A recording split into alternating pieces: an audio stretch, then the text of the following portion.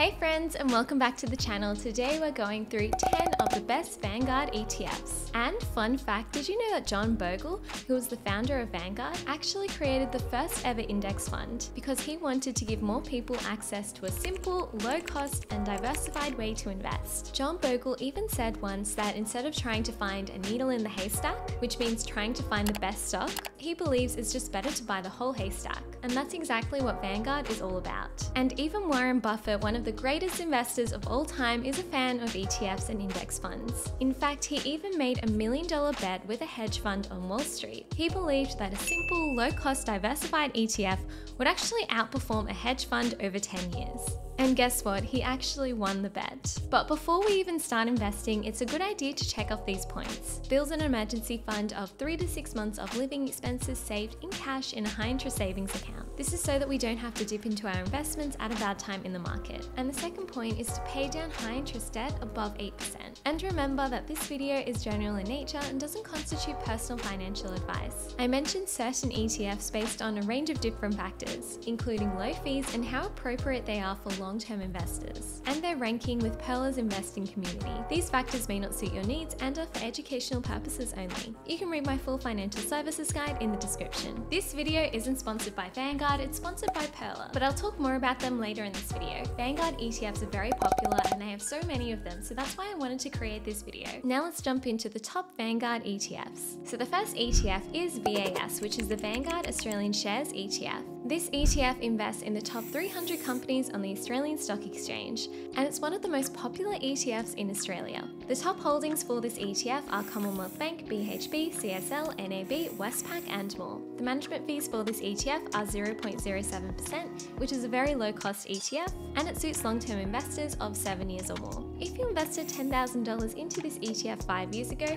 you would have $14,742 today. But just a note that past performance isn't a reliable indicator for future performance, but it's really interesting to see. Another benefit of this ETF is the dividend yield for this ETF is quite high due to the nature of a lot of Australian companies. And there are also franking credits attached to this ETF. And let me explain how it works. Let's say, for example, there's a company that would like to distribute some of their profits to their shareholders. In order to give their shareholders a dividend, the company would need to pay tax on this dividend at the company tax rate of 30% before they give it to their shareholders. So let's say, for example, you receive a $1,000 dividend from a company in Australia. You'll essentially also get a franking credit for the tax that has already been paid on your dividend by the company. So what this basically means is if you have a $1,000 dividend from an Australian company with a franking credit, and you have a $1,000 dividend from an international company, you'll essentially be better off with the $1,000 dividend from the Australian company because you have that franking credit attached. And that's one of the benefits of investing in Australian companies. So the next ETF is VETH, which is the Vanguard Ethically Conscious Australian Shares ETF. This ETF is similar to VAS, but with a more ethical focus.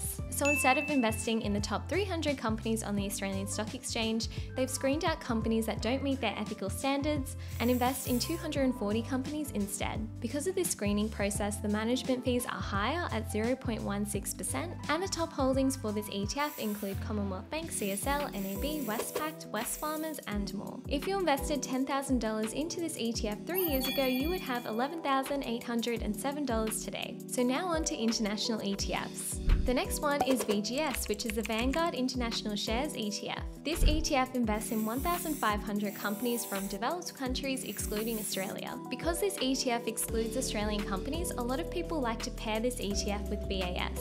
The top holdings for this ETF include Apple, Microsoft, Nvidia, Amazon, Meta and more. This ETF does have higher management fees though at 0.18%, but they also give you access to global companies. And if you invested $10,000 into this ETF 5 years ago, you would have $18,523 today. So the next ETF is VESG, which is the Vanguard Ethically Conscious International Shares ETF. This ETF is similar to VGS, but with a more ethical focus. This ETF screens out companies that don't meet their ethical standards and have a significant involvement in fossil fuels, alcohol, tobacco, weapons and more. The top holdings of this ETF are Apple, Microsoft, Nvidia, Amazon, Meta and more. And the management fees for this ETF are 0.18%. If you invested $10,000 into this ETF 5 years ago, you would have $18,656 today. Because this ETF doesn't invest in Australian companies, a lot of investors do like to pair this ETF with VETH. The next ETF is VTS, which is the Vanguard US Total Market ETF. This ETF invests in the top 3,656 companies on the US stock exchanges. So you get quite a lot of companies in this ETF. But because this ETF only invests in US companies,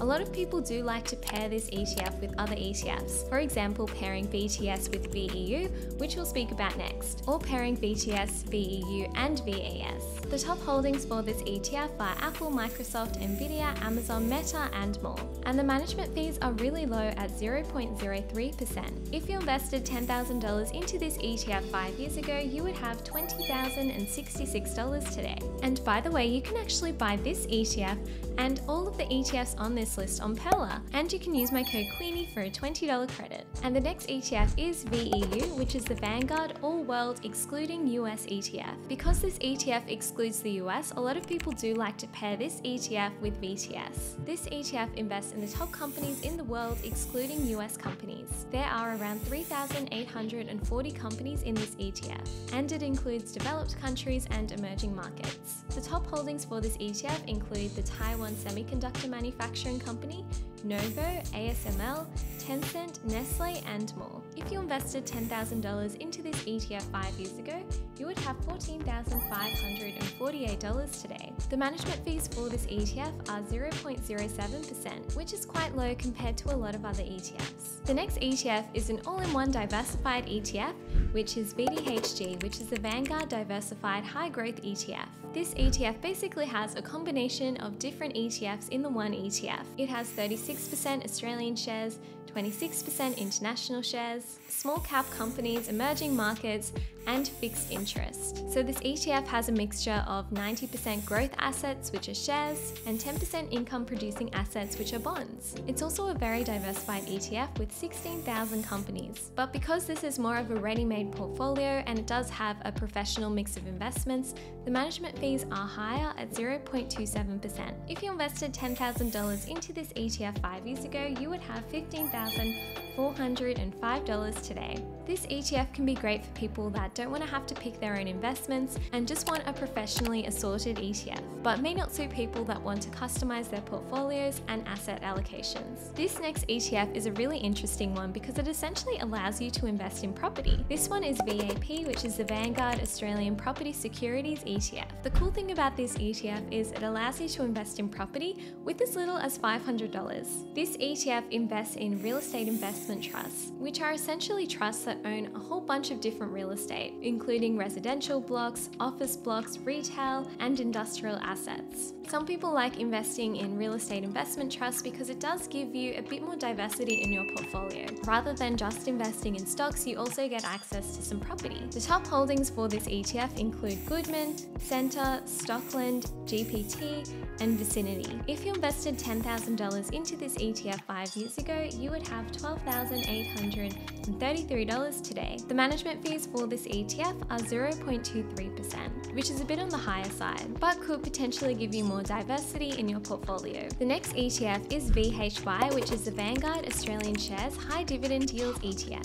This ETF invests in companies on the Australian Stock Exchange that are forecasted to have higher than usual dividends. And they also aim to have more diversification in this ETF by restricting any one industry to not make up more than 40% of this ETF and not make any one company more than 10% of this ETF. One thing to note though is Australian Real Estate Investment Trusts, which we spoke about earlier, are excluded from this ETF. The top holdings for this ETF include Commonwealth Bank, BHP, NAB, Westpac, ANZ and more. Unlike many countries around the world, dividends in Australia aren't double taxed because we have a franking credit system. If you invested $10,000 into this ETF 5 years ago, you would have $15,896 today. And you can actually buy this ETF and all of the ETFs on this list through a broker like Pearler. And don't forget you can use my code Queenie for a $20 credit, and I'll show you how it works. Let's say I would like to make an investment, I simply click here, invest in AU shares. Here I can search for the ETF I would like to buy, for example, BTS. Then I click buy. I can put in how much I would like to invest, for example, $1,000. And then to buy it, I simply click on next and confirm. And write us a comment below with the word raspberries in it, just so we know you watched this video all the way through. And don't forget you can use my code Queenie for a $20 credit. Bye! See ya!